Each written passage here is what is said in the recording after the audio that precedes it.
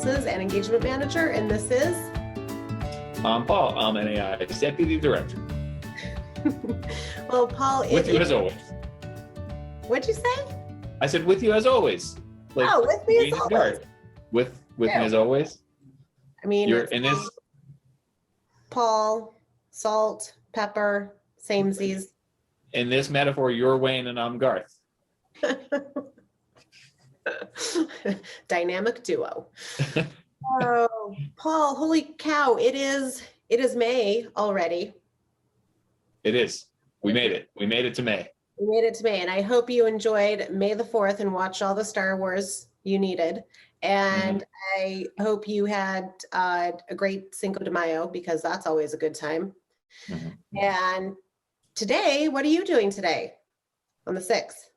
Today, May 6th, is a big day for me. First of all, I did enjoy May the 4th was with me. With the new Mandalorian episode came out on May the 4th. And then obviously yesterday, Cinco de Mayo was fun as always. Today, May 6th, is my second Moderna vaccine shot. So I will be fully cooked in 2 weeks from today. Very nice, very nice. Well, we are, let's see, May is Heritage Preservation Month, and it is also Migratory Bird Week. There's so many things. Migratory Bird Day, I think, was earlier this week. I think that was also on the 4th. Could be wrong about that, though. But also, this is World Travel Tourism Week. And obviously, there's a ton of connections between tourism and interpretation. That is a largely overlapped Venn diagram between those two worlds. Yeah, there's all sorts of things to celebrate here and commemorate in May. Well, Paul, on May the 1st, our call for presentations for a national conference in Palm Springs, California, came to a close, and we have had over 100 submissions.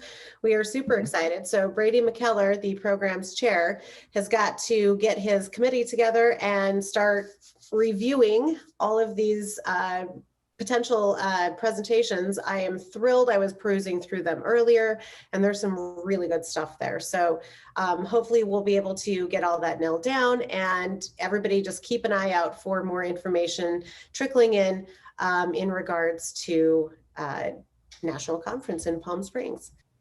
And Paul, what else do we have going on?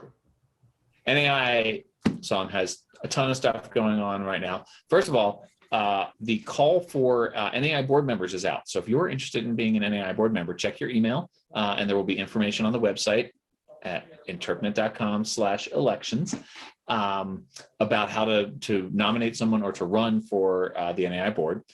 Also, the professional awards program is up and running right now. We're accepting nominations through June 2. So if you know an outstanding frontline interpreter, interpretive manager, a volunteer, a senior retired interpreter, an outstanding new interpreter, all sorts of great categories, please do nominate someone you know and respect. And that information is on our website under interpnet.com/awards.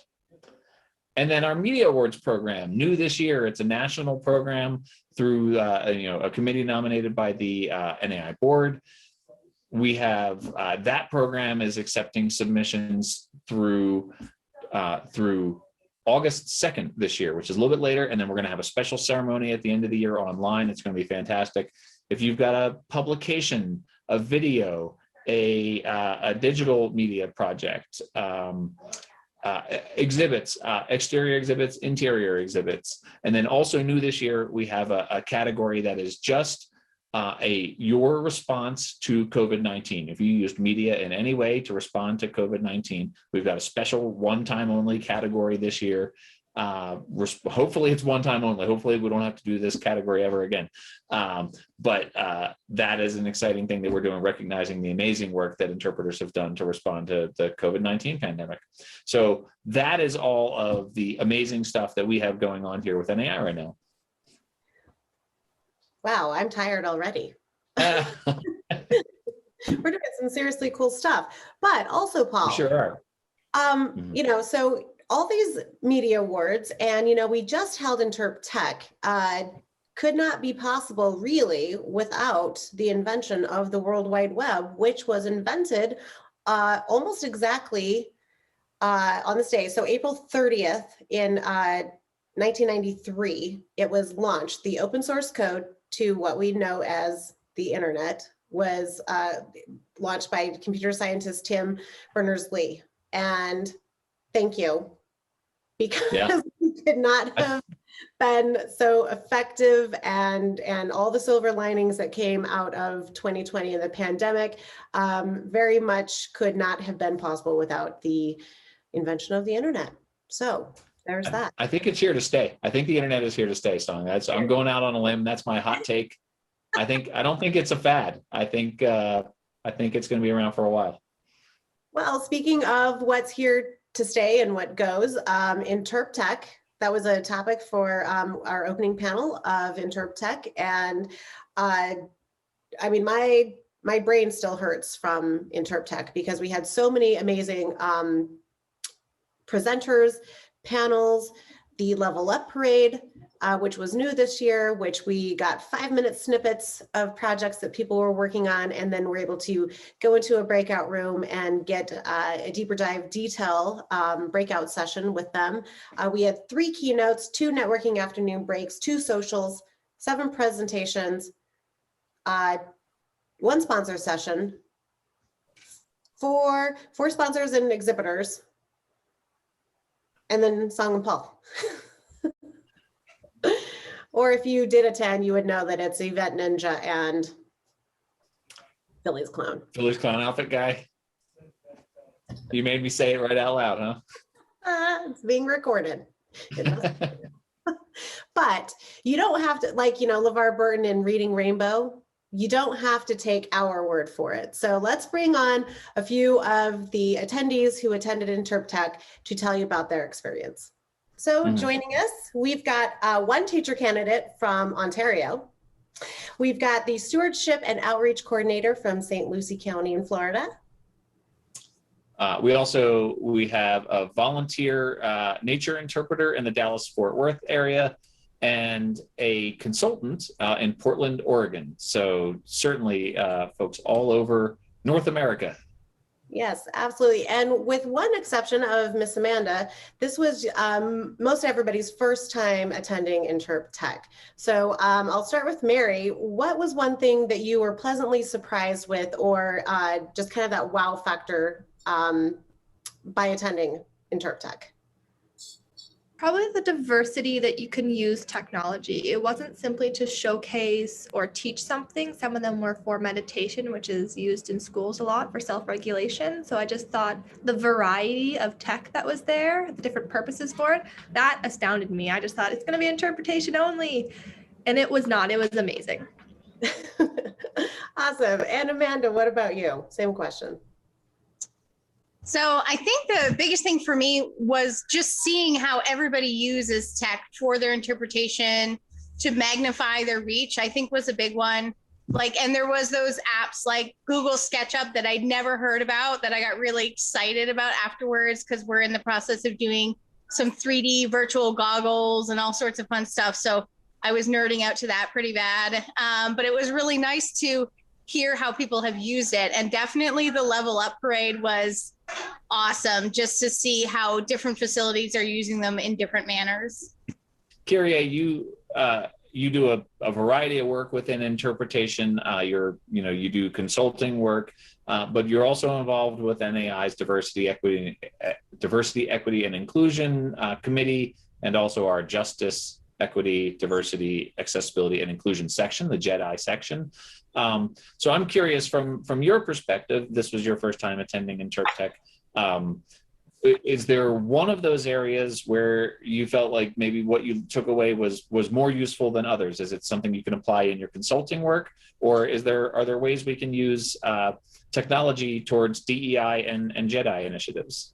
Yeah, well, I think that's an interesting point. I mean, definitely from a consulting perspective, like I work with organizations, some are small, some are big. So it was really nice to have that variety of kind of like bigger, flashier, more involved things, and then also really accessible things, meaning like would be very affordable for smaller organizations. So that was really good. But I also think that just from a Jedi perspective, the same thing is true, but like most importantly, like in all of those ways, adding to the accessibility, allowing people to learn from you, connect with one another in ways that maybe they hadn't before because of physical disabilities or because they hadn't seen their kind of people like them there or interacting with it, or being able to connect with other people that maybe, are not as common in the parks, but they can find each other, I think is one of the strengths of technology. And it was really interesting to see how people were doing it to kind of heighten those elements of the Jedi work they're trying to do. And I just loved how also it just meant getting more voices out there. I love what kind of some of the California state parks were doing with some of the native interpretive work from the indigenous interpreters, and just getting more of those messages in front of more people was really lovely and inspiring. Awesome. Thank you, Kyrie. And Tom, as a nature interpreter, it seems maybe sort of counterintuitive that we're using technology to get people out in nature. But what were your takeaways? How can you use technology as your work as a nature interpreter? Well, my impression was that I was surprised that there was such effort for virtual and augmented reality, such a step away from reality, when it seems to be readily available everywhere. I volunteer at the city, the county, and the state level, and I haven't seen any technology, anything like this before, and nobody's using it at that level. And I'm going to be working with a foundation, but I'm sensing that they're going to be without technology in the nature interpretation part of it.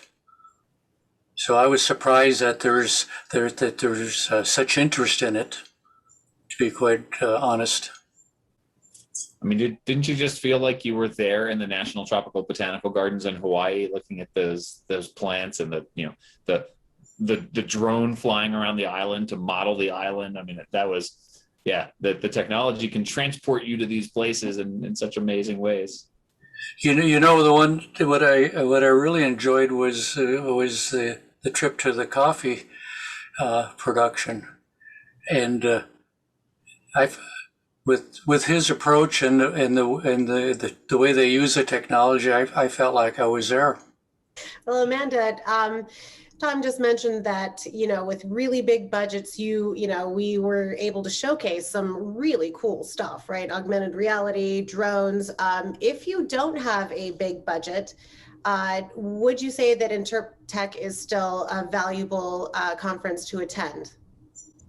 Absolutely. Like, I'm attending it, just trying to get ideas. And it was amazing to see how people are so creative with minimal budgets to create this accessible, interpretive products. And what I loved was, like, all the little things that people do, the little tiny things, they use this software to do this and this software to do that, and they create this amazing product. So I think that's my most valuable thing I got from InterpTech, was meeting all of these creative brains and learning that I can reach out to them when I need to just brainstorm. So I was really excited about that. Yeah, thanks. And Mary, you are a teacher candidate and not necessarily an interpreter, but obviously education and educators and interpreters, they all kind of go hand in hand.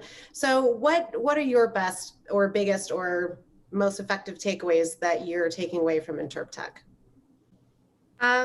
Teachers don't have a very big budget, so I won't be taking my time looper, but I do love the SAMR method that reflects the teaching philosophy. We talk about Bloom's taxonomy, which is just a pyramid that you try to make it more of a creative application versus just restating knowledge. We try to stay away from that now, and that was very reflective in the SAMR method. And other people have made the connection that you're not just trying to replace a piece of paper with technology that's not enhancing their learning.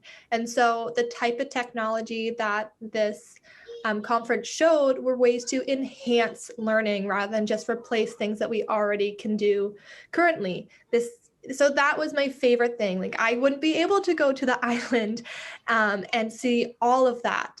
But using technology, I was able to immerse myself in Hawaii, in these coffee fields that I can't take my students to otherwise. So it just showcased the importance of technology, but also when to use it and when you maybe don't need to use it, because budget is kind of everything right now for teachers and interpreters. We don't have it all. So when we know when to invest it, that was a huge takeaway for me.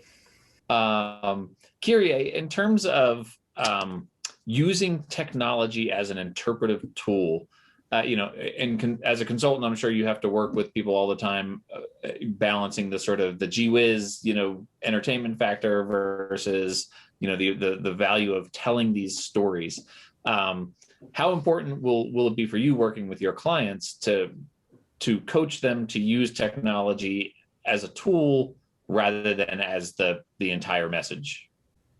Yeah, absolutely. And I think it's really important. I mean, Mary mentioned just how much money you have and so forth, but then just like you're bringing up, Paul, is also like, what are you really trying to do and who is your audience? And so, if your audience is not an audience that's going to be using the technology, then that's not the thing you should choose.